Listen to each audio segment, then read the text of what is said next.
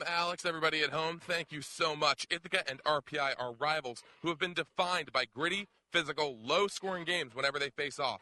When they met last year, that level of energy led to a healthy number of what I'd call technical difficulties. 14 of the game's 21 drives ended without points being scored because of, to name a few reasons, 3 total interceptions, 8 total punts, and the missed field goal that cost RPI the game. The game was so messy that the technical difficulties even reached me, knocking out my microphone batteries multiple times on that rainy Troy day. Today, after both teams have put commanding Liberty League wins on the books, they look to take renewed command of a bitter rivalry. And guys, these two sidelines have already been crackling with energy. These are two teams that do not like each other whatsoever, and although there might be some ties that bind and some history between them, there is nothing but anger and hate going on in this game today. So Alex, Cam, we'll take it to you as we get started. Cam, Alex, a sobering scene down here on the field. Backup quarterback Hunter Agosti is leaving in an ambulance right now. Upon being tackled down, he screamed out, took off his helmet, and told the trainers immediately that he believes he felt something break. We will not speculate on the nature of the injury, grabbing his right leg. He is now in an air cast, being taken to immediate medical assistance. Ithaca, all too familiar with quarterback injuries of this nature, saw A.J. Wingfield go down with a very similar type of injury in a similar kind of game that was already over last season. They took a respectful knee on their sideline as the entirety of the Curry sideline took a knee for their guy. Now, both teams have to come back out and finish this game, but all of our thoughts will be with Hunter Agosti as he goes and gets the best possible care here in Massachusetts. Guys, back up to you as the game continues. Cam, Alex, thank you so much. Cam, I am standing on the very spot where you stood as the fill-in for this position sideline reporter 2 years ago when the Bombers claimed their first Liberty League championship under head coach Michael Turper. The Bombers have just taken the field. Now the Garnet Chargers march out, and there is no love to be lost among these teams. This is a pair of football programs that have absolutely no affection for each other whatsoever. Expect a gritty, physical game. It has been nothing but shouting and growling and screaming on the Ithaca sideline so far today. During warm-ups, there was aggression. Right now, there is aggression and excitement. This is a game that has a lot of emotions tied up in it, and that means that you can expect the highest quality of football in the scrappiest manner. There's a little bit of drizzle coming down. It's very cold, and you know what that means. That means physical, Bomber brand of football. Coach Michael Turper told us before this game he wants to make the Union Garnet Chargers quit before this game gets going too long. If the Bombers can manage to punch them in the teeth early, that's exactly what they're going to try and do. Let's get started. Cam, Alex, back to you. Cam, Alex, certain degrees of uniqueness, if you would, to the Curry College field that gives the Colonels a little bit of home field advantage against a team that should be their betters. At the back of the end zone, there's only about 2, maybe 3 yards of turf, whereas Ithaca is used to playing, at least in my 2 years of traveling with the team, with a good 5 to 10 yards of room to run out the back of the end zone. That changes the play calling in the red zone. That's why you saw a lot of running as it got into short yardage there. And at the same time, it's a little bit of older, denser turf down here. So this is a lot of field conditions the Bombers are not used to dealing with. They are managing to make it work right now, but you're going to see the play call sheet get a little bit different as they adjust to playing in a smaller end zone. Cam, Alex, back to you. Cam, Alex, folks at home, this game was always going to be chippy and physical with no holds barred in a matchup like this with history on the line as well as every single ego in this building. That being said, one ego might end up being bruised right now, and that's head coach Michael Turper. His best play used against him. Jaden Alfano St. John, formerly the running back, catching the pass at the wide receiver position to get into the end zone. Cortland ties it up by stealing the trickery from Ithaca's playbook. They end up getting the first score on their side. It's a tie game, and we saw a lot of physicality between these two teams. Already a lot of scrums in the middle where the blockers are. Already a lot of pushing and shoving. Already a lot of players looking to get quickly patched up and put back out on the field. Cam, Alex, back to you. Cam, Alex, thank you so much. In the words of Coach Michael Turper, when you're 0-2 for the first time in almost a decade, everything is personal. When you are trying to get revenge for the 2008 Ithaca Bombers team, it's personal. When the opposing team decides to hold their homecoming on the game when you're coming to town, it's personal. When your locker room is a catering tent held just a couple feet from the stadium, it is personal. This team is fighting to stop themselves from going 0-3 for the first time in more than 55 years. And today, everything is personal. This is a team that is fired up. Quarterback Colin Shum, who may or may not be going today, we're still not sure, broke the huddle emphatically. He joined the huddle for the first time all week. It has been an up and down week for the Bombers, but they are coming into this game with fire, with heart. It's been a lot of yelling. It's been a lot of high energy, and they are here to fight to stop themselves from making the worst kind of history. Today, it is personal. Cam, Alex, back to you. Let's get going. Alex, Cam, a quick check-in as the Ithaca Bombers offense takes the field right at the end of that Union possession. Quarterback Matthew Parker and wide receiver Nick Matos met with offensive coordinator Brandon McGuire just in front of the injury tent. Everyone is physically fine to the best of my vision, but they were going over something on Coach McGuire's tablet. Perhaps something designed for the two of them, perhaps something specific for Matthew Parker to look at. So look for design plays with chemistry between number 8 and number 12 as the Bombers take the field again. Cam, Alex, back to you. We appreciate it, Parker. We'll check on that as things go on. It's going to be a 1st and 10, ball at the 6. Bombers long drive coming up from left to right. Cam, Alex, the final buzzer sounded, and it is a somber scene on the Ithaca sideline. Fans are leaving. Jake Connolly, one of the leaders of the defense, took the time to kneel on the Cortland logo and say his final goodbyes to this team. This huddle will be a somber one, but before we go there, I have to say a few words, not as a reporter, but just as normal old Parker Hollendoner. I want to say thank you to everyone who tuned in for all 22 games of myself and Cam Manna, the 21 games that Alex Shippard has been along with us, and then the 11 that Matthew Giavoni has been a member of this crew for. It has been a magical experience. I'm just a kid from Baltimore who got the opportunity to do something incredible alongside a very special football program. I have been so incredibly blessed to do this. The players, the coaches, thank you to all of them who have been so kind as to lend me their time, their energy, and their incredible responses. It has been a magical couple of seasons, and even though this one ends here, even though this may be where the road ends, this is not going to be the end of our time as Bombers. This is going to be a very special program going forward, and I hope that everyone has enjoyed listening to us as much as we have enjoyed putting on this show every single week for you. Cam, Alex, I love you guys. Matt, I love you too. Thank you for everything. I send it back to you.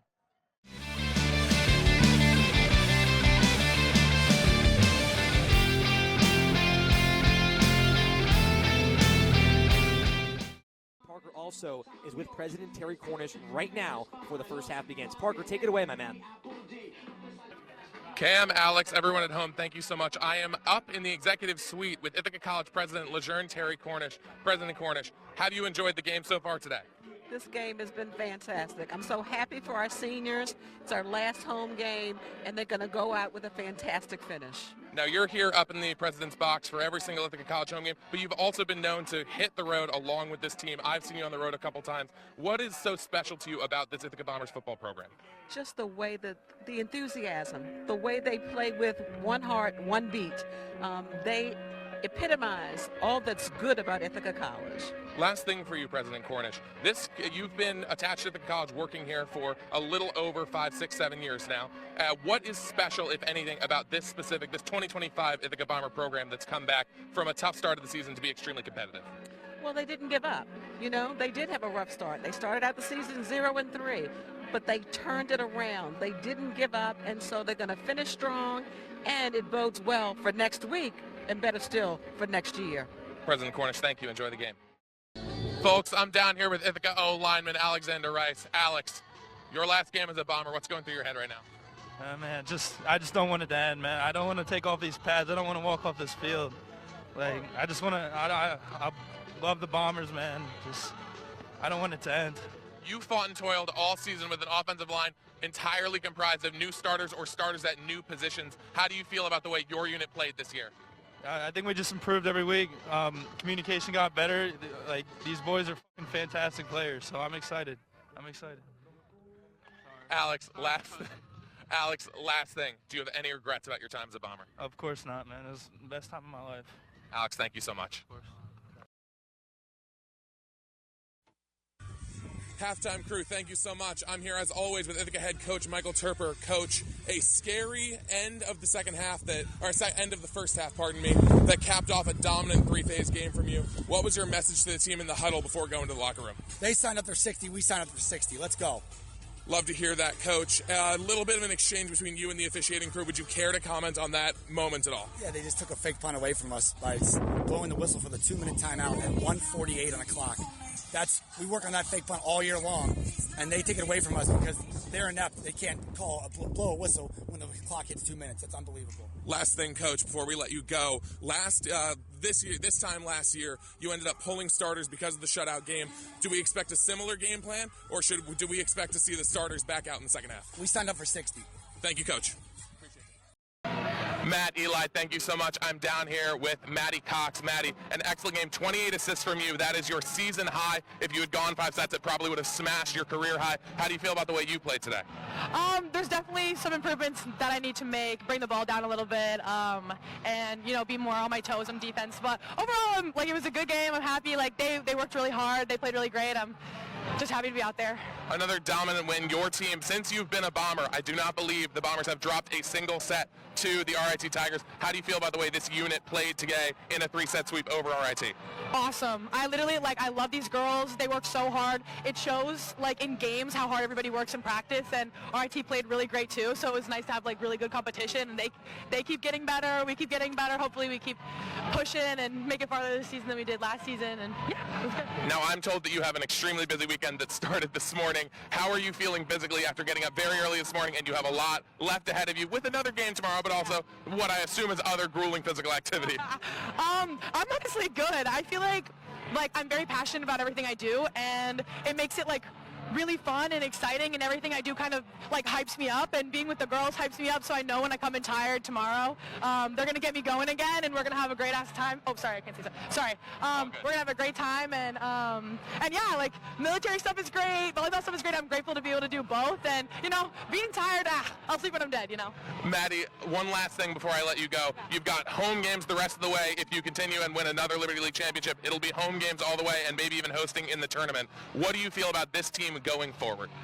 Oh, I think it's going to be great. I have the utmost, respect for how everybody plays, and I don't know, I just believe in us, a lot, and, we've had, a really tough schedule, and we've, risen to the challenge on a lot of occasions, and, Wes isn't here right now, but Wes is, killing it. She's doing amazing. Everybody's just killing it, and we show up to practice every day. I'm so proud of them. Our freshies came in and have, really taken to the team. We have so much fun. I think as long as we keep having fun and, loving each other, we're going to make it super far and have a great time along the way, Couple more weeks of fun. Thank you so much, Maddie Cox. Thank you. You have a great day. Cam, Alex, everybody at home, I'm down here with head coach Michael Turper. Coach, what's going through your head right now? Just gratitude to coach this program and to have these seniors lead the march they did. This is a special group, and wish we could have made some more plays in those tight situations today, but they made more. Hats off to them. That's why they're defending national champs, but we'll remember this feeling. Coach, your team played amazing against the number 2 team in the country. They fought to the last minute. What are you most proud of them for? That. They fought. They kept believing. That's it. I'm proud of their effort and who they are as people, more importantly than the result of this football game. Coach, I just want to say for everything these last years, thank you so much. Thanks, Dad. Thank you so much, Parker. Colin, wave hello to those lovely people up in the press box. Congratulations. First career start, first career win, first career rushing touchdown. First of all, congratulations. Second of all, how does it feel? No, this is awesome. This is what we prepare for all week. We put in those hours, we put in all that time, and it showed on the field today. Absolutely. The first half, a little bit rougher statistically, but definitely you're getting your feel out there. What was the adjustments you made at halftime along with the rest of the squad to get it going in the second half? It was just the adversity. We always talk about smiling in the face of adversity, and things weren't going our way in that first half. But we went in at halftime and we adjusted, made those adjustments, and we stuck with it. Last question. What has it been like having this veteran, experienced team, especially Jillian Leonard-Osborne, had 2 touchdowns, supporting you, lifting you up, and being here to help you get your first career win? What's this team been like for you? Absolutely. It's awesome. Having those older guys behind me, encouraging me, and having that faith in me to run the offense for them, and it's just been amazing since day one. So, Colin Shum, it's your team now. Thank you so much. Go celebrate with your team. Folks, thank you so much. I am down here with Ithaca Volleyball head coach Tara Stillwell. Coach, another quality win. You return home, remain undefeated on the season. How do you feel about the quality of this 3-set sweep? I'm very, very proud of them. I think in that first set, we battled really hard. I think that we didn't execute our game plan as much as we needed to, and then I'm proud of how we changed from the first set to the second set. And that big difference is because they started following our game plan. The adjustments were excellent. You get to remain home for the rest of the season after playing 17 games on the road over the course of this regular season. What does it mean to clinch another consecutive Liberty League championship being played at home and consecutive games being played at home? I think you have 8 more in a row now, assuming you go to the championship. Yeah, Yeah, no, it's fabulous. We've been on the road so much this year. It's great to get to be home in our own gym with our own fans, and this is the court we practice on, so it's fabulous. I also was not looking forward to another bus ride, so. You've clinched top seeding in the tournament going into that, so you've got a couple more games. You've got the Bomber Invitational coming up next weekend and Bard tomorrow. What are you looking to adjust on and get better for over the next couple games? So we've talked a lot about starting stronger and being able to close, doing our game plan, winning the serve and pass game, and I thought we did a great job tonight. I know tomorrow Bard's going to come out and try to serve as tough as they can, so we just have to continue to battle. Cortland and Naz next weekend are really important for regionally ranked matches to help with the NCAA tournament looking forward, but just finding our rhythm and playing Bomber volleyball is very important. Coach Stillwell, thank you so much. Yeah, thank you so much, Parker. Welcome back down here with Ithaca D end Isaiah Kauser. Isaiah, amazing game today from the defense. I know you weren't totally satisfied with the final result. Take me through what you're feeling after a game where you held Buffalo State to 14 points, outscored them by about 30. I mean, our Bomber defense, we're never satisfied. We always want more. We're going to keep setting the standard every game and showing you guys what that standard looks like. And I think as these next few weeks come up, we'll keep applying that and we'll keep applying the pressure. There was some frustration from you. You had a long conversation with Coach Sturp at the end of the first half. Take me through what you were learning from him, what you were talking to him about, and how that helped you improve in the second half. We had a couple penalties in the first half that can kind of get the best of most teams if you let it. And I think that conversation that I had with Coach Sturp really put me in a good situation because he really explained, don't let things get the best of you, just stay together. And I think we expressed that well as we went into the locker room before halftime. It seemed to me like the defense locked in a lot more in the second half. You guys played angry, played aggressive. How do you feel about the second half as a whole? I feel great about the second half. There's a lot of great things that we do. There's a lot of good things that we've done, and those good things that we turn into great things. And not only for this game, but the games upcoming. So, I mean, we showed it through that first half. We showed it through that second half as well. But we magnified it that second half. That first half, we started to pick it up. You saw it. Pick it up, pick it up, pick it up, pick it up, pick it up. And I think that's the goal, just starting fast and making that second half look like the first and keeping it pushing. I mean, we're the Bombers. Got to beat one team all day. I appreciate that. Thank you so much, Isaiah. Yes, sir. Thank you.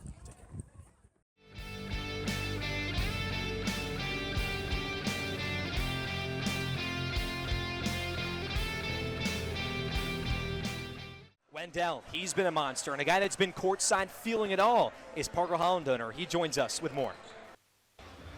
Fellas, I love the costume pieces. Thank you for indulging me as we break professionalism for a little under a minute to celebrate Tropical Shirt Night and the return of playoff basketball to Ben Light Gymnasium. This fan section has been rowdy and has been an impact in both the previous women's basketball playoff game and this men's semifinal. They have been rowdy. They have been getting at the opposing team. They have been dead silent whenever Ithaca has to do something and lock in, and they have been as loud as it gets, lighting up Ben Light Gymnasium whenever the opponents have to take a free throw, whenever they need to pass the ball inbounds. Anything that goes on, this fan section's involved. They are so rowdy that they actually have to be roped in order to keep them from interfering too much with the way this game shakes out. But if you ask anyone on this men's basketball team, it's exactly the kind of support they want. Guys, I'm going to put my blazer back on. Back to you.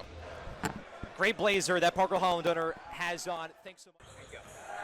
Cam, Colin, thank you so much. And all you at home, welcome into Bombers Live. If this is your first time listening in or watching the Ithaca men's basketball team this season, I got a little key to catch you up with everything you need to know. We talked to Coach Waleed Fareed last night, and he told us that the keys to this team coming down this backstretch of the season are going to be defense and discipline. For this team, the defense means that they need to be crashing the glass. They need to be matching their opponent's physicality, and they need to be, in terms of discipline, limiting their own mistakes, limiting turnovers, limiting how many fouls they commit, and no matter what, they need to be playing together. Those two keys, defense and discipline, he says are going to be what will take them from a good team to a great team down the stretch as they vie to get back to the Liberty League tournament and potentially win a championship. Guys, back up to you. Let's get started.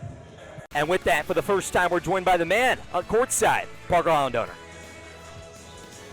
Cam, Colin, folks at home, welcome back to Ben Light Gymnasium for the second time in just under 24 hours for this Ithaca Bomber men's team. Coach Waleed Fareed has told us that it is really tough, one of the toughest parts of the job, getting ready for back-to-backs, even when you're at home, because the preparation cycle is so much shorter. He's even gone so far as to say that you don't even think about the Saturday basketball game until after the Friday one is over. So it was an early morning for these Bombers after they rested up. It was a quick film session, a quick session of strategizing, and now they're getting ready to face these Union Garnet Chargers for the second time this season. Luckily, it is a familiar opponent. They know what they need to do in order to win, and they're getting ready right behind me. Guys, back up to you.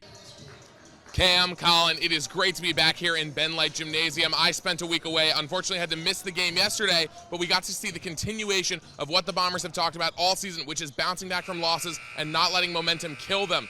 This game specifically has grudge match written all over it, with the Bombers' loss at RPI, according to Coach Waleed Fareed, lighting a fire under the team that has stayed lit over the past 2 weeks as they've gone 2-1 since the Bombers' live coverage has begun this season. They need to continue to keep that energy, and against one of the best defenses in the Liberty League, best by the numbers, they're going to need to shoot a lot better than they did last night against Skidmore. Cam, Colin, back to you. We appreciate it, Parker.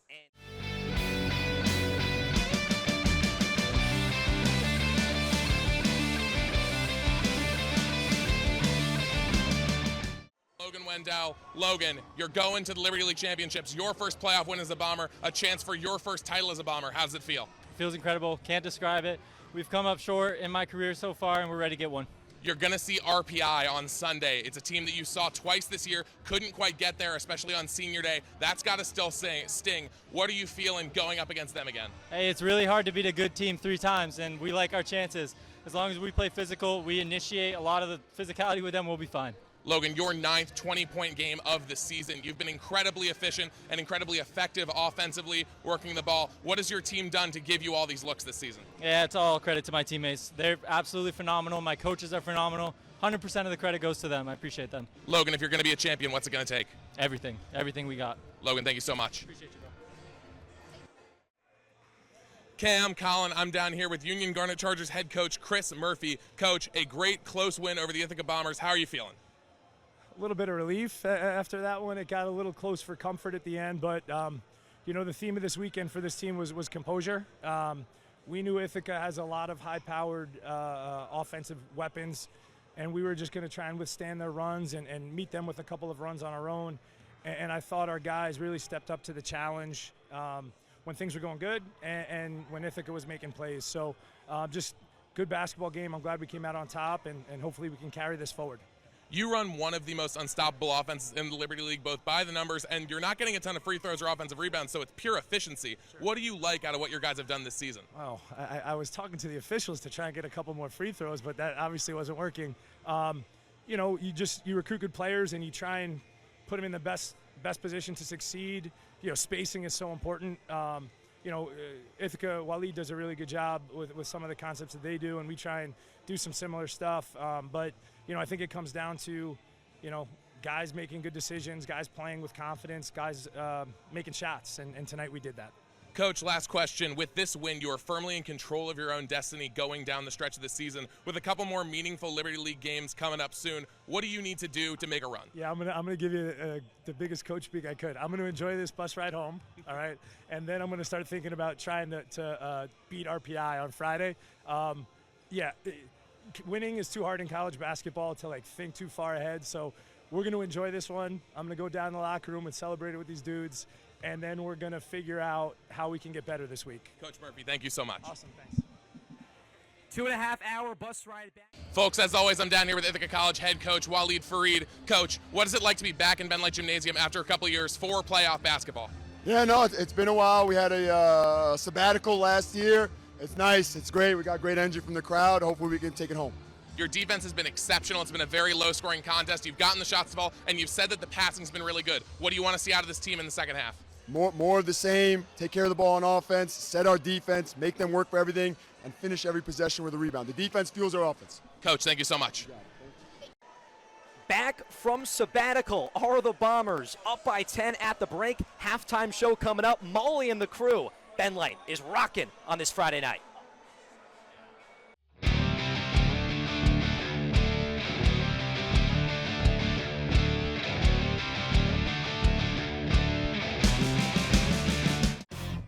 Welcome back to a brand new season of So You Think You Know Sports. I'm your new host, Parker Hollendoner, here to guide you through today's episode and this season of College TV's #1 sports trivia show. Today, we have two pairs of partners looking to punch their passes to the SciTykes playoffs. You're not going to want to pass on this. So You Think You Know Sports starts right now. Welcome back to So You Think You Know Sports. I just got an update. For the first time in SciTykes history, going into the final game of the day, we have a dead even tie. Both teams have 525 points, which means for the first time ever, we're going to do a second coin toss going into Final Showdown.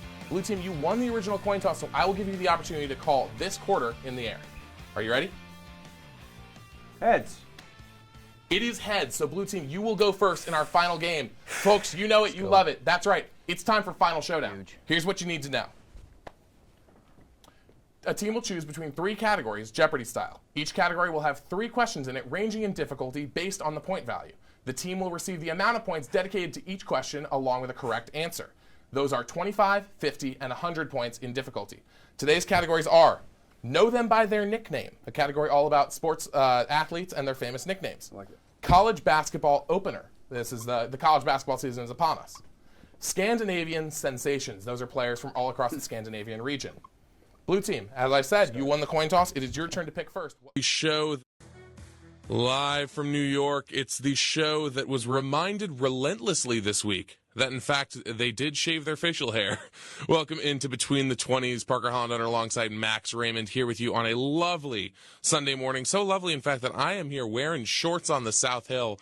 No, I cannot stress enough. It is still quite cold out, but I did not feel like putting on full-fledged long pants this morning. So here we are, and luckily it's nice and warm here in the VIC studio. Max Raymond, my friend, how are you doing today? I'm doing well.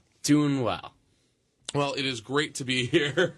Nothing crazy going on, but we will just talk about a little bit of NFL news, but it is, in fact, a very special episode for us today, Between the 20s off-season edition, where Max and I have both prepared what move each of the 32 NFL teams should/must make this offseason. We're going to be framing it as if these teams want to have, by our books, a successful year, this is one move this free agency, draft, and offseason period that they have to make.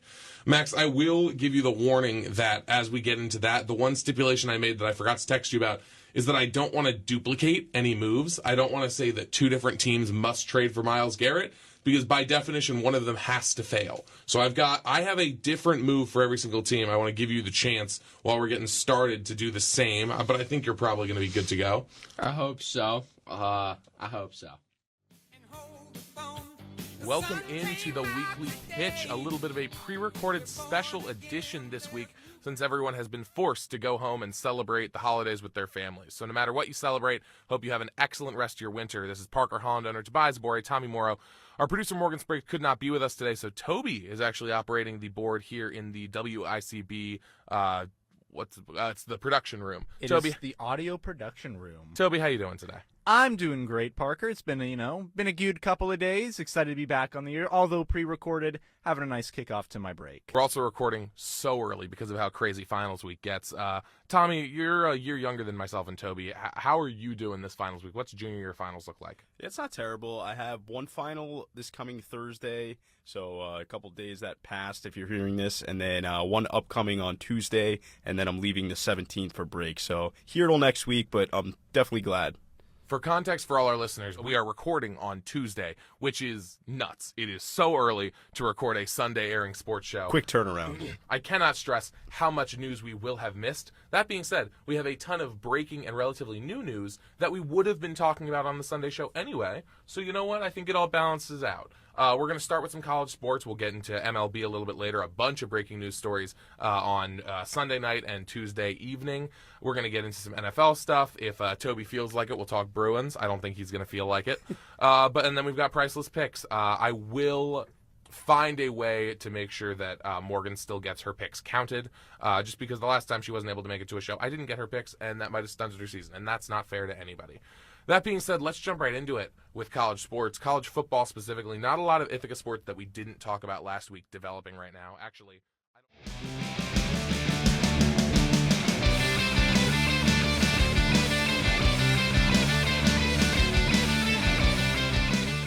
you are one of the 100 greatest Bears of all time, according to their list. What was that experience like in Chicago with the fan base in that city? It was unbelievable to get the opportunity to introduce myself to those fans through my performance and through the way that I tried to carry myself every day and protecting my teammates. And I think that that's a town that really resonates with people that are tough and are no BS. And I think that was kind of my MO. And I also was on the app formerly known as Twitter since 2012. I was very active on Twitter. In the early days of athletes being outspoken on there. And I think that the fans appreciated that. I'd always stop and talk to people on the street or at a bar. I'd have a beer with them and just talk ball. They were fans. I'm a fan of football as well. I understand why people want to talk to you. And that went a long way for me in my relationships. And every time I'm in Chicago, I'm treated like one of their own. So I really appreciate that. So the Bears currently are going through a transitional period. They had a couple down years. Now they are trying to rebuild around Caleb Williams. And that starts with their offensive line as well as a couple other pieces that they've been trying to add. What have you thought about the way that the rebuild has been going? And what do you think about the trajectory for the Bears going forward? Well, I think it's going to be all up and up here for the Bears. You've invested your number one pick in Caleb Williams. You went and signed Ben Johnson, which in my opinion was the first time the Chicago Bears have gotten the home run hire in the head coach department. He's cutting edge offensively. I think he's a guy that can reimagine what Caleb Williams has to offer. So many raw talents there that Caleb possesses, and I think Ben Johnson can get the most out of it. You talked about the offensive line. People used to talk about the blind side being the most important part of the offensive line, but I think that the tackle that the quarterback can see when he's in the pocket is the most important one, and they went and drafted Darnell Wright 2 years ago. He's pretty good. He is a man-bear pig out there at right tackle. So to have that guy be in Caleb's forefront and his vision, it bodes well for the success of this offense. That's what I love to hear. And I want to get into a little bit about the offensive line, your time as a guard. When we were talking with other O-linemen this week, we talked about the fact guard's one of the most underrated positions in football, especially considering the market's probably about to get reset with a couple of the Chiefs guys hitting the free agency. They've been so dominant. A couple other guards looking to get paid big time. What do you think? Why do you think the guard position is so underappreciated by both the media and possibly by NFL organizations themselves? Well, first and foremost, when you're watching the game, it's usually from that sideline view on TV. You don't even see the guard. You see the offensive tackle, you see the quarterback, you can see the running back, you can see the tight end, but you don't see the guards. And if you're not a very good guard, that bodes well for you because people aren't going to get to watch you lose. But if you're a good guard, you're like, I wish we had x-ray vision so these guys could see me smashing this guy's face for 70 plays. I think it's important to maintain the integrity of the dish. And when I say the dish, that's the pocket. You want a clean image, a clean patch of grass for that quarterback to be able to step up in the pocket. Centers and guards, I feel like, are the most important pieces of that offensive line. Okay, I'm exceptionally curious about this because offensive line scouting and drafting is something that is very interesting to me. I'm trying to learn more about it. We've got a couple tackle prospects in this draft that most experts who weren't players but watch the game a lot, are saying should bump in to play guard. What do you think about the way that all works, specifically like your Kelvin Bankses, your Will Campbells, who it's being said arm length, burst, size in general, says that they should move in and play guard? What's your usual reaction to Well, when I came out, I went to the combine and they measured my arms and they were calling me T-Rex. They said your arms are too short to play tackle, and I was pretty much projected as a tackle, and then I ended up obviously being a guard, moved out to tackle during my career. But I will say this, arm length is very important. If I can't touch him before he touches me, I'm going to be in for a long day, and so will the quarterback, so will the offensive coordinator. Will Campbell is a guy you mentioned. I love his game. I think he does have the unique ability to be able to go inside or outside. Love his game. Hope he ends up on a team that I root for. Yeah. There's a Lambeau Field thing here promoting the draft. Yes. I'm going to go knock it down. Listen. No, I'm just kidding. Hey, well, that's a little too preserve the bad. cheese curds. We've heard the cheese curds are really, really good. I heard it's really good. Will you refuse to try them, though? I'm not eating them. Well, yeah, you can't. Well, Absolutely not. Part of your big media persona, as we talk about the big media characters and the personas, has been your big, bold predictions, whether that be for fantasy, whether that be the season-long ones that always end up bookmarked by everyone on Twitter. 100%. And you've been big on owning, like, hey, I'm going to take big swings, and I'm going to hit on some, 100%. I'm going to miss on some of them. Take me through that process, how you make the predictions, and then, like, just making sure that they're as entertaining as possible for all the people who love to watch them. Well, thank you for saying that. You know what? Because when you look at the NFL, even though they design it this way, not everybody finishes 7-10 or 8-9 or 9-8. Like, some team is going to be terrible, and some team that you don't think is going to be good is actually going to be really good. And this season, it was the Washington Commanders who had the second overall pick in the draft. And they went on a great run this year. And I'm not going to take anything away from it. Jaden Daniels played excellent. They got a lot of breaks along the way, and we see that. I did not identify that. I was still looking at a team that, like, still had a lot of holes to fill. Usually what happens is, like, who's got holes to fill? Who's vulnerable? How do I feel about the coach? And then similarly, or not similarly, but I said that the Broncos were going to go 10-7, which nailed it. Nobody remembers that. Nobody brings that up. People in Denver do, but, like, people don't. They're like, hey, they're like, you're just so wrong ever. I'm like, I said Saquon Barkley. I was just talking to Dan Horde of Cincinnati. We had Chase Brown as one of our fantasy guys coming into this season. Nobody remembers that. I have my keeper league. Hey, Flamin' Hot Takes. Where you at? Give Adam some love. They do remember things about, like, the Commanders, which was awful. And it was really wrong on that.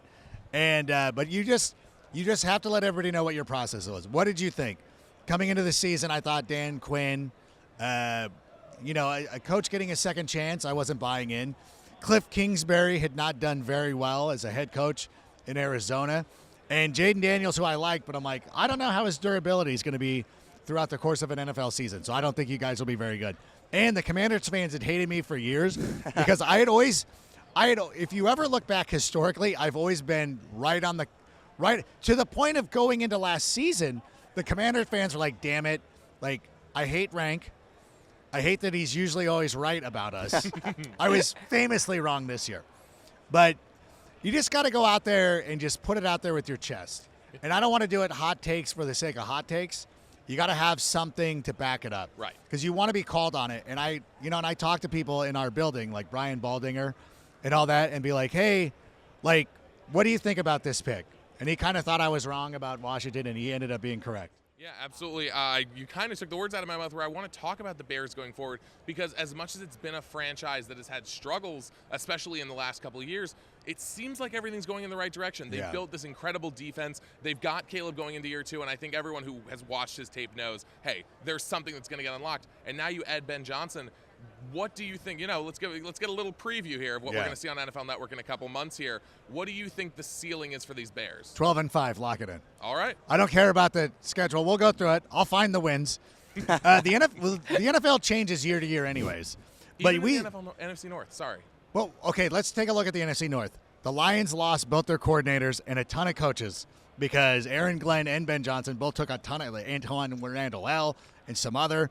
Passing game coordinator goes to the Jets. Yes, and they did get Fraley to stay, which was good. That was huge for them. They needed that. They just got Brian Shaw, so that's good. So they're not going to jump. They're not going to fall off a cliff. I think they'll still be very competitive, probably about a 9-win team. Minnesota will likely be starting a quarterback in his first year. I think J.J. McCarthy is going to be the starting quarterback, and we don't know what we're going to get out of rookies. I mean, Jaden Daniels, Drake May, Bo Nix all showed this season. Even Caleb threw for 3,200, 3,500 yards and 20 touchdowns. It's not the death knell to have a rookie quarterback, but still it's going to be a little bit of a transition for them. And then the Packers are the Packers. The Packers only play for Toyotathon. They should change their name. It's not Titletown, it's Toyotathon Town. That's all they care about.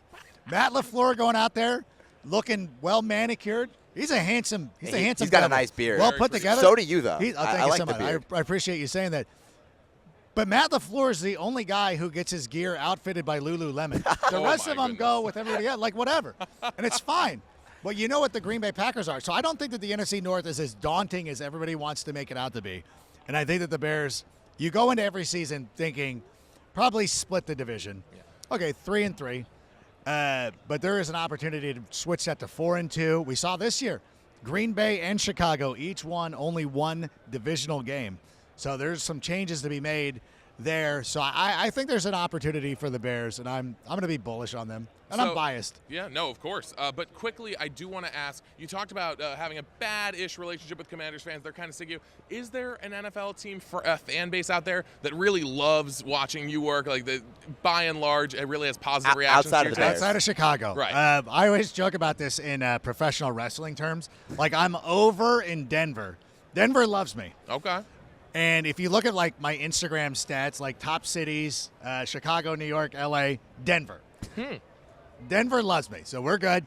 I'm good in Cincinnati, really over in Cincinnati as well, and I'm over in Jacksonville. Oh, okay. Which is good. Are you a big T-Law guy? Is that why it is? You know what? I love T-Law. I'm also an AEW guy, and I also like the Khan family. You're a big wrestling guy. Yeah, huge wrestling guy. So so I like Tony Khan, and I like AEW. I've always been a supporter. When Brandy and Cody, when they were in AEW, they were a part of a league we did for the NFL Network, so it was a lot of fun. So we had a relationship with them.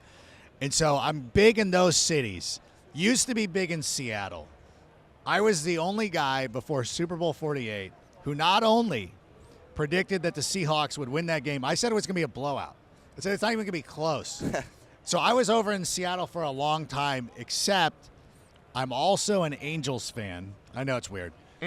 Beautiful and the Mariner fans hate me. Oh, listen, I don't mind. The Mariner fans are in their own world, especially with how their GM operates. But Parker Hollendoner, Alex Chiproot back here. Browns corner DB Denzel Ward. Denzel, how you doing today? Good, man. How you guys doing? Really, really good. It's an honor to have you here. Obviously, I told you right before we got on air, I'm a Ravens fan. I got to ask, the AFC North rivalries, they're gassed up a lot. Everyone loves to talk about them. How does it feel to really be in that game, that high-pressure AFC North environment? Physical. It's a very violent game. Like, you always going to come out that game hurting, but it's a great game, though. It's, like you said, high pressure, high intensity. You got to win the game. You know it's going to be real good competition at the end of the year, try to get into the playoffs. And these are the teams that you got to beat. I got to ask about the news that came out a couple days ago. Myles Garrett requests a trade. Obviously, that's one of your guys. He's on the defense. He's your teammate. How do you feel knowing that he wants out of Cleveland? Like, what's the immediate reaction? I mean, it's tough. I mean, you understand where he's coming from. He's a winner. He wants to win, and he wants to contend for championships and make it to the Super Bowl. So, I mean, you just got to understand that, and it's just about finding how to get there. So, yeah, he put that out there, but, yeah, we just got to wait and see. You had a lot of success individually this season. The Browns obviously are struggling. What do you think needs to change in the locker room in order for you guys to do better? Honestly, I think we got to solidify the quarterback position. And, I mean, we got to get better elsewhere as well, but we just had a lot of guys rotating in and out at the quarterback position, so if we could hold that spot down, I think we'll be good. And Denzel, speaking of solidifying the quarterback position, the Browns have a top 5 pick this year in the NFL draft. What would you like to see them do with that top 5 pick? That's a great question. I don't know. Best available. I don't know who I would select at the moment, but whoever's going to come in and make a difference and help us win games. No, go ahead. Do you have a favorite draft prospect that you've been looking at and maybe keeping track of a little bit leading up towards the NFL draft now? I don't know. I like a few of the prospects. I like Travis Hunter. I like Carter, DN from Penn State. Cam Ward, Shador. I like those guys. So it's a few of them I like in there. How would you like it to have Travis Hunter alongside you in that secondary, potentially playing lockdown corner alongside you? That would be a crazy duo right there. So it'll be good. You know, I'm welcome. If he comes, it'd be great. We welcome him. He's a great player, but we'll have to wait and see. Now, I am curious about this because whenever I talk to football players, I've noticed that a lot of athletes don't like watching the sport they play, and I'm seeing you're wearing an Angels hat. Are you a big baseball guy, you a big basketball guy, or do you like watching football no matter what? See, I feel I'm a big fashion guy, so it's like okay. It is an Angels hat, but it's like I like more the style of the hat and the look of it, but I'm all Guardians, man. I love the ice. I love it. Is the hoodie, is it pleather or is that straight up leather? Leather, Averex hoodie. You know, so yeah, it's a leather hoodie. I love it. Anything else? Anything crazy you've seen today on the row? On what? On the row, here on Radio Row. Nothing too crazy. I've been here before, so I kind of got a good feel and understanding of what's going on around here. Hope you'll be here again, Alex. And how have you been enjoying the city of New Orleans? I'm sure that you've been here for a little bit now. How have you been enjoying the city? Have you had any of the local food yet? Tried any of that? Yeah, I'm looking forward to enjoying it more. As soon as I landed, I came straight here to and talk to everybody around here. So I'm looking forward to getting out into the city and checking it out. Well, we'll let you get out of here. Enjoy the culture. Denzel Ward, before we let you go, I do have to ask you, what is your Super Bowl pick? Chiefs versus Eagles in a couple days. I got the Eagles. I got the Eagles winning it. Love to hear it. Denzel Ward, Cleveland Browns defensive back. Denzel, thank you so much. Thank you, guys. Welcome back. I'm here with 2023 NFL Fan of the Year and noted Packers fan, host of the Packcast, Tom Grassi. Tom, how are you doing today? I'm fantastic. Thanks for having me. Look at this. We're at Radio Row. How could things be bad? It's absolutely magical. We're here in New Orleans. We're going to take a little walk and talk. Oh, we're going to just strut. All right, you're back in New Orleans. In your lifetime, the Packers have won a Super Bowl right in this city. What is it like to be back and feel the energy here? It's great because this is actually my second time in New Orleans. The first time was for the 30 and 30 tour, and I was here for 12 hours. So the fact that I can be here for 36 hours is a remarkable improvement at this point. I was actually going to follow up and ask about that. So you just did the 30 and 30. You raised about as much money as anyone could raise on YouTube for charity for St. Jude's. Yeah. And you just announced another big charity effort. Do you want to talk about that at all? Yeah, so in the past 3 years, we raised $1.1 million for various charities. And a week after the Super Bowl on Sunday, February 16th, I will be streaming until we either hit 1 million subscribers or raise $1 million for Children of Fallen Patriots. It's an awesome organization. 19 out of their 30 employees are Gold Star families, and it's to support children who need to go to school and they have lost a parent in the line of duty, whether it's disease or in combat. And it's an awesome cause. And so, yeah, we're doing some crazy stuff on YouTube. It's an excellent cause. Great to see the work you do. It's been amazing to watch your platform grow as a fan from early on. I do want to talk about the Packers a little bit and then about your content a little bit. Yeah. First, Packers are coming off of a good season where they started, they got back to the playoffs. They made a push. A bit disappointing end. How are you feeling after the season ends? I'm feeling pretty optimistic because I feel like the way that they handled this season, they went out and they got their free agents who were star players, right? Josh Jacobs, phenomenal year. Xavier McKinney, phenomenal year. And I think now, obviously, the division did not do so well, 1-5, almost 0-6. That did not go well. But we're all on the couch together, and the NFC North had a total of 0 playoff wins out of all of us. We had 3 playoff teams, and not a single one of us could win. So I think that makes me feel a little bit better just internally, right? But ultimately, now you can address where there's going to be holes, where there's going to be gaps. So whether that's going to be going at a corner, pass rusher, wide receiver, beef up the O-line. And I think having that cap flexibility, which we didn't have last year, I think that's going to help tremendously. And again, like, we're the second youngest team in the league, to ever make the playoffs. We were the youngest a year before that. So I think ultimately, we're in a good spot because we just have to be able to build off the roster we have. I love to see that. Talking about the young guys, because the Packers are such a young team, they have so much growing to do. So I've got a two-parter. First of all, Jordan Love. Yeah. He's a couple steps away from being in that upper echelon of quarterbacks. You talked a lot this season about him being very close to that. What steps do you want to see him take? And with the draft coming up, what steps do you want to see the Packers take to continue to build that young core around him? I think it comes down to consistency, right? So you look at Jordan Love's first year as a starter, not his first year, but his first year as a starter, and that was that back half of the season. Because you look at his early half, it was not good, right? There was receivers not catching balls, he was throwing interceptions, and then he went on this run via Toyotathon, and it was amazing. And so now, heading into this year, those expectations where he was just going to build off of that. Same thing was thought about CJ Stroud, right? And sophomore slumps happen, but it's difficult to be consistent in the NFL. And being a young team, once that consistency comes along with it, with more experience, you hope that the productivity is going to increase. And that's why I think, Josh Jacobs comes out today and says that we need a veteran wide receiver. Whether it's a veteran or not, I think there's definitely a need. You don't know what's going on with Christian Watson. He's going to miss probably the first 3 months of the season, right? So, that's going to be a problem. So I think that they're going to probably address it in the draft and in free agency. But it's just building around this core, and then hopefully with more experience, you're going to have better results. 2 fun ones. So first of all, we see the Toyota right back here. Have you prayed at the altar and thanked them and asked for a longer Toyotathon next year? That I am in the midst of talking to Toyota right now just to try to extend it up until the Super Bowl, but results are varying at this point. They haven't responded. And then I do want to talk about your content a little bit. You started as a comedian, got into sports just through, you've talked about it being happenstance, but it was a long grind for you to get there, talking about Packers content. My favorite has to be the reaction series. I'm a Ravens fan, so it has been the Aircast and the bubble wrap was, it was something. I want to know, beyond the hate watch, I think you're going to say the NFC North, but I don't know. What is the hardest character to get into and to find the research for what you need to say? I feel like it's a lot of Twitter research, but I can't say for sure. It's kind of, so when I do those season reactions, it's all over the place. It's message boards, it's subreddits. It's because it's really random offensive linemen that only Dolphins fans would know. They're like, oh man, we finally cut this guy, and 31 other teams are like, who? That's the kind of research that's getting put into it. It's honestly whatever. The NFC North is obviously up there. 49ers, because usually they're the ones beating us in the playoffs, or it was the Seahawks for a while. It was a really good gut punch, but yeah. Ultimately, I've kind of just separated it and just been it's just a character. It's just a character, and just trying to be as accurate as possible. All right, before we let you go, Tom, thank you so much for the time. What is your prediction for Super Bowl 59?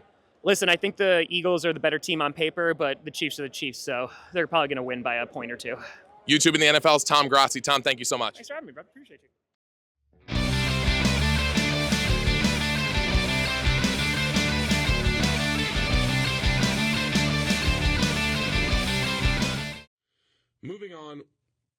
We're actually going to switch over to the AFC, and we're going to go East Coast to West Coast, because I have something very interesting about the Chargers that has been bothering me for a while. For those of you who have listened for a while or who are watching on the Instagram Live, you will know that I am a Ravens fan. I'm wearing a Ravens pullover right now with a little lavalier mic strapped to it. My frustration with what the Chargers have done this year has nothing to do with all the Ravens players being pulled over. It has nothing to do with their new play style. It has everything to do with the way they're being discussed. I think Greg Roman was a great hire for the Jim Harbaugh system because Jim Harbaugh is such a great offensive mind that he can override any of Greg Roman's worst habits. Let's back up for a bit. For those of you who don't know offensive coordinators super well, Greg Roman was brought onto the Ravens in 2019 in order to help Lamar Jackson develop as the number one quarterback. The Ravens famously restructured their entire offense around making sure that Lamar Jackson was going to be properly supported as a first-year starter who they weren't exactly sure what his tools were going to look like, and they wanted to make sure that he had all the help around him that he needed. That's why they bring in a Mark Ingram, and they make sure that you have a plethora of good tight ends around him. There's a reason that the class that they drafted Lamar Jackson, they also drafted both Hayden Hurst and Mark Andrews.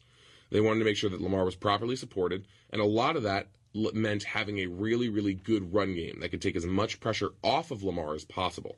That led to a very, very diverse run scheme. That led to the Greg Roman hire specifically. He is a great mind when it comes to finding unique ways and effective ways to run the football. And when it came down to that, he was everything that you needed him to be. That being said, it became very one-dimensional after a couple years when the option was either Lamar check down, Lamar design quarterback run, or Lamar do something crazy and make it happen yourself. If you don't have a more diverse passing playbook than that, the run can't bail you out of every single game, especially in the playoffs. And Ravens fans who watch this a lot knew that Lamar had the talent and the skills to make a more interesting, a more grown-up, let's call it, offensive attack work. That being said, when it came down to it, he wasn't really given the opportunity to have that, simply because Greg Roman wouldn't change his system, wouldn't update, never really made the adjustments year over year that you needed him to in order to see that improvement from Lamar. So the Ravens made a change, brought in Todd Monken. Lamar won another MVP, and now they are contenders again, although they're having a bit of a struggle this season. We're not getting into it. They're on bye this week. So then Greg Roman gets brought to the Chargers. And yes, there's a lot of complaints about him. And then, there was the jokester, not the jokesters, but when they have a bad game, everyone goes, fire Greg Roman, which is very hysterical as a Ravens fan who was saying to fire Greg Roman for 2 years. That being said, it's working. Let's be very, very clear that it is working in LA. They're the best that they've been in multiple years. They look like they could be a real contender, especially once they get that defense a little bit better with one more draft. They have all their picks. It's going to be very, very interesting, especially with that cap space that they freed up for moving on from Keenan Allen. And with Khalil Mack probably on the end of his rope, probably good to restructure his deal one more time. Same with Joey Bosa. Obviously, their cap situation isn't perfect with Herbert's extension kicking in. But I digress. The Greg Roman offense specifically punished Lamar Jackson for trusting him. Justin Herbert, on the other hand, will be rewarded for trusting Greg Roman. Now, what do I mean by that? Lamar Jackson had his first year as a starter and won an MVP with Greg Roman as his signal caller. If I were my age or a little bit younger, I think Lamar was 21 when he won his first MVP. If I was a 21-year-old and everything great that happened in my job came because my boss had this specific set of rules, I would have a really hard time questioning those rules for a while. So, of course, Lamar Jackson wasn't battling against his offensive coordinator and was taking a lot of the responsibility during the hard times and was unwilling to, push for more aggressive change in the offense. Whereas Greg Roman being brought in with the Jim Harbaugh system, not only does he have a head coach who's going to challenge him in Jim Harbaugh, who has that other offensive mindset, who does love to run the ball, but knows that you can't win a football game without the ball. And you also have Justin Herbert, who at this point I believe is 27 or 28. He might be younger. He might be 26, but I'm pretty sure 27 feels like that magic number. That being, if you're that much older, you've been through a couple bad offensive coordinators, you've been a part of bad teams, you've got this system in place now where you can also challenge what the offensive coordinator is saying. You have that audible ability. You have that connection with your team. Even if you don't know the receivers all that well, you have that veteran presence and you have that experience in the game that, of course, you're going to question everything. You've been a part of some of the worst football teams of the past couple of years. They naturally had the 5th overall pick last year. Justin Herbert's sick of it. So, yes, he's happy to have an offensive coordinator who builds a good run game and who has revitalized J.K. Dobbins' career. But at the same time, Justin Herbert's not going to sit on his hands and just say, okay, let's do these 2 run plays led by a boring swing pass to see if we can just barely get the first down. So I think that level of challenge against Greg Roman is what is allowing him to work in LA this year, while it never really worked for Lamar after the MVP year. So while I understand a lot of the criticism of the Ravens that are happening after this year and after all the work that's happening in LA, I think it's very, very clear once you look a little deeper into just, like, I'm not a psychologist, but once you dive into the psychology of it, I think it makes a lot of sense that Greg Roman stopped working in Baltimore in a way that he has continued and could continue to work in LA. I think their offense has shown real signs of life. I think I really like the way that they're starting to put things together. Long term, I think that it could end up being a really, really good move. Obviously, maybe they end up needing to make a change, but right now, looks like Lad McConkey's the guy. Looks like Jim Harbaugh and it's not Tom Telesco anymore, but their new GM really know what they're doing in terms of picking the right pieces to go around Justin Herbert. One more draft to shore up this the youth and the holes on the defense, as well as to make a couple more adjustments on this offense. Specifically, I think they need a really good tight end. Another receiver would be really nice since it looks like QJ's a bust. I really like him, but it looks like he is. I think the Chargers are just a couple pieces away. Obviously, they have to deal with the Chiefs in division, and we're going to see how that shakes out tonight on Sunday Night Football. But I think that the path is very, very clear. I think that there is a specific way that the Chargers can move forward, and I think saying that Greg Roman really, really works in L.A. and there's some reason other than I think that if you brought here's the concluding point.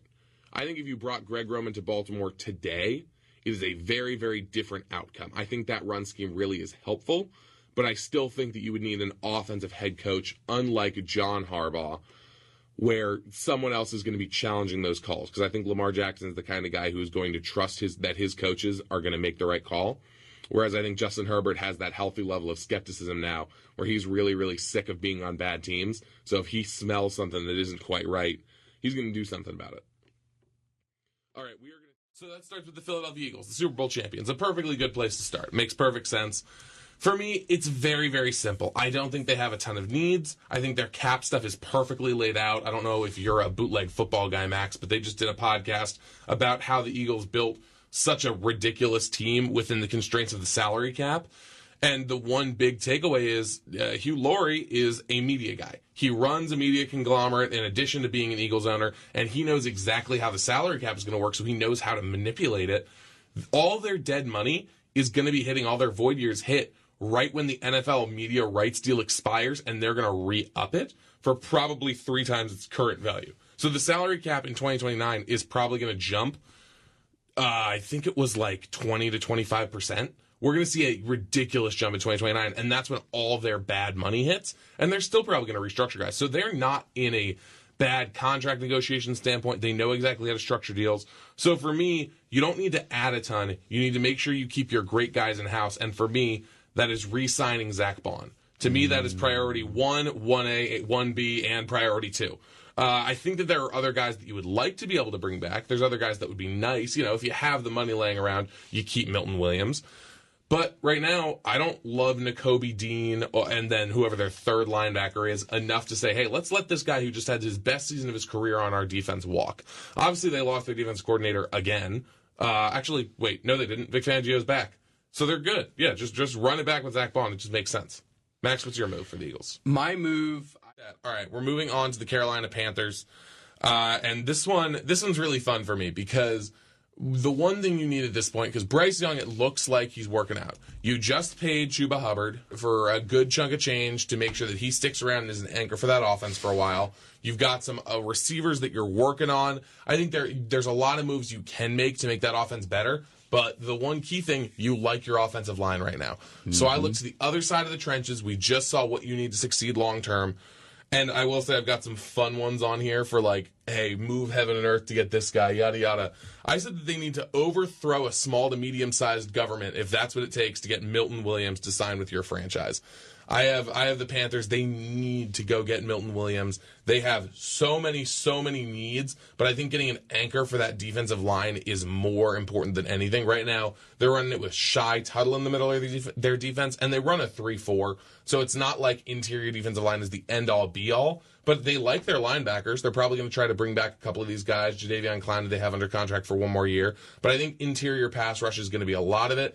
And you know that Milton Williams is great against the run. Mm-hmm. This defense needs help, and I think that a young but still very established guy, you can back up the Brinks truck for him, and it'll be great. So you overthrow a small government if that's what it takes to get Milton Williams in the building. The New York Football Giants. For me, I said it was pretty simple. I said, your one move this offseason, you should start the tank. We're coming, Arch. We're coming. I'll keep it as simple as that. Don't try to make things happen this offseason. You're not in a position to have a guaranteed shot at a quarterback. Whichever guy you like will probably already be off the board, if not both of them at quarterback. Just build your roster. There's a bunch of great bridge quarterbacks that are willing to sign one-year deals. Heck, go get Joe Flacco. Go get Flacco and get Drew Lock back and get Tommy Cutlets to keep going. And then all of a sudden, you started a great tank, a premium tank. And sure, someone's going to get upset. Malik Neighbors won't, and that is all that matters. You get Malik Neighbors his 1,000-plus yards in the season and his 10 touchdowns, and he will be happy, and then the rest of your franchise will be happy. Same with Tyrone Tracy Jr. He is just lucky to have a job in the league right now. So you've got a bunch of guys who will be good and fine to keep on rolling. And obviously you need help in the corner room, so maybe you work on that this offseason. But start the tanks. Go get Arch Manning next year. Just be ready to sell everything to get that number one pick next year. Maybe it ends up being Drew Aller. Regardless, start the tanks. We got to move on to hockey on ice this time. My favorite kind of hockey, if you ask me. With the NHL season officially underway, it's time to claim a team that our debaters believe could make a title run this season. Guys, what team has looked the most promising after opening night? Luke, let's start with you. Defending champs Vegas Golden Knights look great. All right, Parker, how about you? I got to go with the New Jersey Devils. Colin, how about you? For me, it's got to be the Boston Bruins. Obviously had a very disappointing end to their season last year, but in a game where they had to go up against Connor Bedard in his first start, all the lights were on him. The Blackhawks wanted to go out and have an insane performance in TD Garden. The Bruins shut it down and played amazing on the ice. Exactly what you want. Yeah, you want winning hockey. Let's look at the Vegas Golden Knights. They had 3 different goal scorers on opening night. They beat the Kraken 4-1. Chandler Stevenson looked great, 2 points. You two got really good picks. I really like it. But I'm going with the Devils because they have showed the most improvement going into opening night after the end of last season. Obviously, crushing end to last year. No one's going to deny that. Vegas Golden Knights, they're a good pick based on the fact that, yeah, they are coming off of a championship run. But what I'm seeing from the Bruins and the Golden Knights is that they both, I'm not seeing anything that is vastly improved from last year. Whereas the Jersey Devils didn't have to improve. But they showed that they are not only better after last year. Vitek Vanacek looks just as good. Jack Hughes still looks great. But now they've got rookies. Luke Hughes is showing great flashes on D. I see no reason that they aren't even better than they were at this time last year. If we're talking about opening night, I was incredibly impressed with the Bruins because they lost a lot in this offseason. We both know they had guys that needed to step into big holes. With Bergeron and Krejci being out, they needed guys to step up. And with Zacha and Coyle being those guys, I was incredibly impressed to see them actually perform in Game 1. This team lost a lot. We all know it. So seeing guys step up, especially young guys that maybe haven't been proven as much. Colin, I got to jump in though. But when it comes to Boston and the Golden Knights, like Boston specifically, Connor Bedard being in that game doesn't make it an impressive win all of a sudden. Like they're really good. Like I have nothing against the Bruins, but Connor Bedard being in that game doesn't all of a sudden make it an impressive win. The rest of the Blackhawks team is not that good. That's why they had that number 1 overall pick in the lottery. It's why they got him in the first place. That's not an impressive win. You guys can talk all you want about how much these teams have improved, but the Golden Knights didn't really have to improve. They won it all last year, and you look at this high-scoring Kraken team that they just played. Aiden Hill was 32 Wait, high-scoring? They look horrible. What are you horrible. talking about? 32 of 33 They on looked saves. awful. They looked horrible. They looked terrible throughout the entire game. This season. That's okay. Sure. No, Luke. This That's is not like about if the Kraken, it's I'm about the Golden kicking Knights. I'm in a boxing match. I'm up against a literal bag of garbage. I'm beating it up. I'm the heavy favorite to win that fight, and yet all of a sudden, it's impressive that I won that fight. I beat up a literal bag of trash, and yet all of a sudden I'm amazing. I'm the best look boxer the best. that's ever They lived. look the best. The Kraken look the best? No, this is about the Golden Knights. The Golden Knights look the best because they won the most convincingly. They looked fine against a horrible team. At least Boston beat somebody in Connor Bedard. But, I mean, even then, like I already said, beating up a bad team with one great player. Right, but they beat them up. They impressive. looked the best. It was the most convincing win. They looked the best on opening night. The Bruins look great. Let me say something, though. I understand the Blackhawks aren't the best team in the league, neither are the Kraken, but opening night is where teams show off what they've been working on all offseason, all preseason, and the Bruins had a lot of kinks they had to work out. Seeing them perform at a high level was incredibly good. It was not what I expected, if I'm being honest with you. I thought the super Bruins fair. Colin, I think that's a really good point, and that's what I'm looking for in the Devils, too. In that opening game, they weren't playing anyone crazy. It wasn't incredible. It was a 3-2 win. Nothing insane. But what I saw was the ability to fight down the stretch in close contests. They're able to keep it going, keep the offense, keep the defensive pressure going. That's why I love Vitek Vanacek. Actually, is a sneaky MVP candidate this year, for being totally honest. I think he's one of the best keepers in all of hockey. And then when it comes down to it, they were able to win a super, super close game down the stretch, which they were not able to do in the playoffs. Right. It was tight contests in the playoffs, and they weren't able to pull it out when it mattered. They showed that improvement. When you talk about complete hockey, the Vegas Golden Knights still look the best on opening night. They beat nobody. 3 different goals. It doesn't matter who they beat. They look the most convincing. Yeah, but all these guys won on opening night. 3 different goal scorers. Yeah, nobody was going to pick a team that lost. That is not something we have to worry about. We have to think of the team that looked. We're talking about most impressive on opening night. And You two beat up trash bags. We're going to have to move on because we have to take a short. And you, my friend, want to send Cliff Kingsbury to the curb? Yes, absolutely, without a doubt. It is. We've seen improvement each year, and we want to send Cliff Kingsbury to the curb because I want to send him to jail. I What want is him it? as far away from this you want want as possible. you want to get rid of him because he unfortunately has lost a lot of games in the second half of the seasons that he's coached. So, yes, even though he's coached the Arizona for 2 years, that's it. Yes, 2 or 3 years. yes. My explanation is basically I've talked about this a lot this year with HQI. When you see teams playing down to their opponents and when you see them overestimating their own ability, that is a flaw that points directly at coaching. And that is a head coach's problem to deal with. All right, fair enough. And that tells me you cannot lose.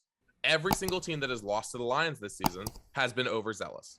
It has been a win that, relatively speaking, we did not see coming. Because the Lions they're no longer the worst team in football. It's now probably the Giants, but they are awful. They're probably the worst roster in football. They were abysmal, and now they have 3.5 wins on the year. And one of them is from the team that I thought was going to the Super Bowl. And the thing that we both said was the potential to hold them back with this explosive offense and a solid defense was Cliff Kingsbury, and I think he has proven that he is what is holding them back. Now, okay. I gotta finally talk about the Cowboys. Oh, go ahead. Well, let me ask you one quick question that just came off the top of my mind, which I think you'll really like. So, hypothetical question here: if you were to put Cliff Kingsbury as Detroit's head coach and Dan Campbell as Arizona's head coach, Arizona wins the Super Bowl. Arizona wins. That's what you're saying? I genuinely, I feel so strongly about this. I know I do. I know you do. That's why I asked you the question. I genuinely think that if Dan Campbell is given 3 years, and I don't think he needs control. I don't know how he would be as a GM. I don't know how he is as a scout. But I know as a coach, if you get that man some solid coordinators and you build let's say the roster that Stafford and Megatron had the year that they lost their playoff game. Right. Yeah. I say you give him that quality of a team and he can get to the divisional round or better. I think Dan Campbell, I think coaches that can inspire a team that much, because that is a bad team that does not know they are bad. They are playing like every single game is a playoff game for them. And I respect that so much. If you put Dan Campbell on the Cardinals right now, I think the Cardinals go to the Super Bowl. Really? Okay. So I think they have a solid shot to win it against this great AFC. For people who are just listening, I'm currently on the screen right now. I'm writing this down. You can bookmark it. Listen, for everyone who just heard that take, Parker just said that Dan Campbell, if he were head coach of this year's Arizona Cardinals team, would go to the Super Bowl. Am I correct? I will put this right now. Yeah, I will put this on recording. I want this on my tombstone. Dan Campbell is a better coach than Cliff Kingsbury. Period. Okay. End of story. Period.